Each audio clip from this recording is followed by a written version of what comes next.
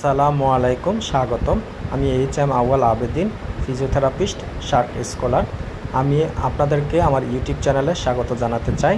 আজকে আমি এখানে একটি ভিডিও তৈরি করব। ভিডিওর বিষয়বস্তু হচ্ছে স্ট্রোকের পর শারীরিক দুর্বলতা কমাতে ফিজিওথেরাপির ভূমিকা এবং একটি পর্যালোচনা। আশা করি আপনারা ভিডিওটির বিষয়বস্তু উপভোগ করে লাভবান হবেন। রুবি আক্তার ৬৫ বছর বয়সে একজন গৃহিণী। হঠাৎ করে স্ট্রোকের শিকার হন। তার ডান পাশ পুরোপুরি দুর্বল হয়ে যায় আর জীবনের স্বাভাবিকতা হারিয়ে ফেলে। চিকিৎসকের পরামর্শে তিনি ফিজিওথেরাপি শুরু করেন।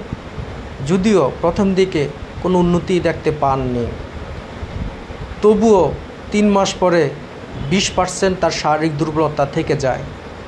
কিন্তু রুবি নিজের মধ্যে এক পরিবর্তন অনুভব করতে শুরু করেন। ধীরে ধীরে হাতের শক্তি ফিরে পায় এবং পা দিয়েও হাঁটতে পারে আগের মতো। রুবির মতো অনেক রুগী ফিজিওথেরাপির মাধ্যমে নতুন জীবনের স্বপ্ন দেখতে শুরু করেন।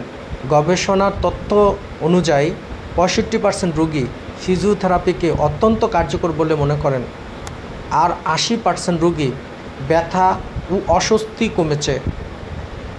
ফিজিওথেরাপির গুরুত্ব ও আশার আলোর প্রতীক।